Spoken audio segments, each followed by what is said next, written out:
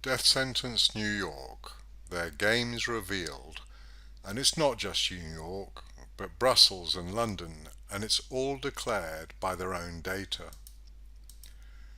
This chart and this infographic tell you everything you need to know about what's really going on with COVID-19.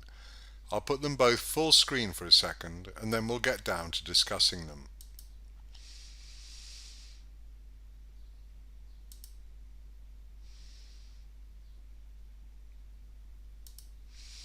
We've already seen the absurdity of New York State and New York City's figures. The chance that State of New York's figures represent the COVID-19 virus are 1 in 500 million. The odds of New York City's figures representing the virus are 1 in 32 million billion. But that doesn't matter now, as the chart and the infographic are so much simpler to understand. We've seen that the UK figures continue to abuse all logic, exceeding even the no lockdown projection. Far from being normal, the virus just heads off in a horizontal channel, adding cases for as long as it suits the government to do so. I would never have believed I could witness such a thing.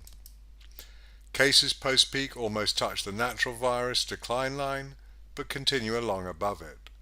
Why bother with a virus when you can just invent numbers to suit and keep the crisis going? None of that matters now, however, because this chart tells you everything you need to know. Up till now, I've tracked 50 countries plus New York and California, as well as our benchmark Hubei. For this exercise, I decided that it needed the absolute assurance of no stone unturned, so our data set, courtesy of World Health Organization and the World Bank, includes every country in the world and every small island. We won't go into the arcane data, but I'll mention that I trimmed countries with less than 1,000 cases, which makes the worst countries look better, with countries that have escaped the virus eliminated. I also limited it to countries with over 1 million population, so we were dealing with real countries and not small islands and principalities. That left 90 countries, and this chart summarizes the rather compelling, even overwhelming result. We'd noticed the New York situation, of course, and likewise Belgium and the UK situation, but it was only while doing the chart update that the absurd nature of results really came home to me. Time and again we saw that Asian Far Eastern countries escaped almost scot-free. Time and again we saw that European nations that were no friend to Brussels did fine, while countries closer to home got the authorized EU hit. I finally decided to test that as a possible hypothesis, and you're looking at the result. In each of 3 key measures, the closer you get to one of the 3 centers of power, the more severely you get hit by the virus. Or more accurately, the more severely society pays the price of the dramatically increased figures put out by the power centers. We know New York is fraudulent and that the UK figures do not reflect the virus, with death rates over 100% when they are properly lagged. We know people have been looking at excess mortality and seeing anomalies, and finding empty hospitals where they should be crammed with cases. That is invaluable work, but here is the simple demonstration of something that simply should not occur. The virus is a simple biomachine. It cannot detect, we presume, political power. Yet it is political power that is being demonstrated as the causative factor in this chart. Except for the moment that the bars reflect severity of the contagion and look at the 4 domains. World x Western power centers at left, EU, US and UK. Within the EU, we have European Other for countries in the continent of Europe, but which are distant from or no friends of Brussels. We have the EU core countries, Germany, France, Belgium, Netherlands, Italy et al., and we have Belgium, Brussels, HQ to the EU. In the US grouping, we have Canada right next door, and the USA as a whole, most of whom do their best to get on with their lives free of New York and Washington's games and influence. Then we have the state of New York, and finally Manhattan, New York City, the world of bankers and high finance, and the people they do business with. Finally, on the right, we have the UK, looking a little alone, somewhat attached to both the Anglo-Western alliance of the US-UK War of Terror and the UK-EU element. Notice how the world is almost invisible. The numbers are astonishing. 3.3% death rate versus our 13%, or is it up to 15% now? I barely pay attention, it's so conveniently absurd. 1,200 deaths per 100 million population, whereas New York City has crested 2 million cases and 221,000 deaths per 100 million population. In terms of our standardized 9 per 1,000 mortality as a benchmark, the world brushed off the virus with 0.4 of a day's worth of deaths, less than half a day's deaths, and they're done. And they really are done in many cases. South Korea, Australia, New Zealand, to name just three, which have seen the virus off and now get to resume normal life, barely touched by the virus. Look at that almost invisible World X section. That's what we could have had were we dealing with honest and honourable politicians. Instead, flushed with their power, they have imposed their deaths and cases figures on us, imposed lockdown on us, and show no compunction to let us off any time soon. How bad is it then, and what do those bars represent? The blue bar is C19 days. How many days normal deaths has the contagion been equivalent to? We choose a Western level of 9 per 1,000 mortality for our standard benchmark. That's 900,000 out of a 100 million population per annum, again our standard population, that each region's figures are normalized to, e.g. add 50% to get 66 million UK to 100 million. Divide 900,000 by 365.25 and you get 2,400 or so deaths per day. So e.g. 10,000 deaths per 100 million population would be just over 4 days as the total impact of the virus to date. So whereas the world has got by with barely 0.4 of a day and European other is likewise invisible, EU core countries approach 10 days while we're at 17. Overall the US is at around 5. Our societies shut down to avoid 5 days deaths, and that UK lockdown saving not a single case or life, but see my other videos for that. The state of New York is up at 40 days, but New York City beggars belief at 90 days, 3 full months of deaths, while the rest of the world needs barely half a day. And 90 is bad enough, but 90 versus 0.4, that's the orange bars, how much we've been penalized for being citizens of a power center, with New York City citizens suffering a media burden of over 180 times.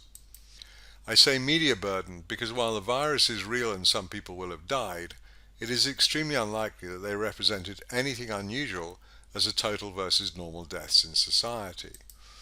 That is the role of excess mortality analysis, and beyond the scope of this presentation. The point is that the medical situation is real, but the scale of the crisis is, until I see ironclad proof to the contrary, entirely manufactured. And what proof would you propose to demonstrate that a simple biomachine was somehow genetically attuned to doing far more damage to societies that were Western only, political powerhouses? Do they read the media, stay abreast with Fox News and CNN?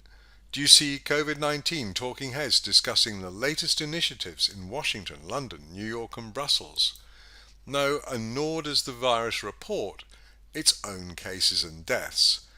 Those are fed to us by politicians who love their games, their American exceptionalism, their EU greed for more people, more power, and the UK's brief flirtation with independence despite being a willing, from the politician's perspective, player in the war of terror.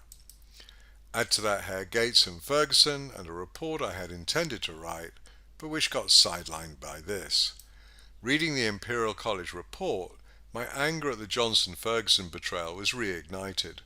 The report is nothing more than a sales pitch for vaccines by massive intervention. Gates predicts a pandemic 5 years ago, lying 26 times in 2 minutes 30 seconds in the Fox News 5th April interview that I took apart a while back. Held a dress rehearsal last year, Event 201 or some such, in October 2019, and funded Imperial College in Ferguson apparently, the author of the utterly bogus 530,000 deaths threat. The report was explicit: mass threat of death, massive intervention, vaccines. As simple as that, and it came to pass. No normal until lockdowns. We knew all that, but as this fell out, it reveals something profound. It is not enough that we are experiencing something. It is that others are experiencing nothing. Our populations are falling over themselves to justify the government position, the biggest instance of Stockholm Syndrome in history. Yet this chart makes clear, utterly clear, that there is an alternative world out there where the issue is negligible and all you had to be was not Western. Just don't be a Western power center and you can get away with a massively reduced impact on your society. At one remove, just being State of New York or EU core and not Belgium, there's an immediate benefit. At two removes, being out in the main USA, and I should have included California, which has had about a Hubei level contagion, is dramatically better than sharing a state with New York City. Being in Europe, the continent, but no friend of Brussels, has been massively beneficial to Greece and Poland, for example, or Norway. You think lockdown saved you? Do you see lockdown anywhere here? New York City is under lockdown, and it's the worst hit place on the planet. Think how much worse it would have been without lockdown. You're not getting it, are you? Look at those charts. That's not about lockdown. That's distance from the Western schemers. Being an Asian or Far Eastern society, including Australia or New Zealand, is by far the most effective COVID-19 measure a society can have. But where can you buy that? And can you imagine the broadcast? In a new initiative, CDC announces that countries wishing to combat the virus should move away from New York. And yet, as the chart makes clear, it would absolutely be the best move possible. If only we could move countries away from New York, Brussels and London. But many, if not most of us, are in those countries. And there the issue becomes simple. Now that you've seen this, what are you going to do about it? Well, here, same thing, but with our original 50. My first infographic, and I'm rather chuffed with it. It looks pretty, but its message is simple and dire, the same as the chart.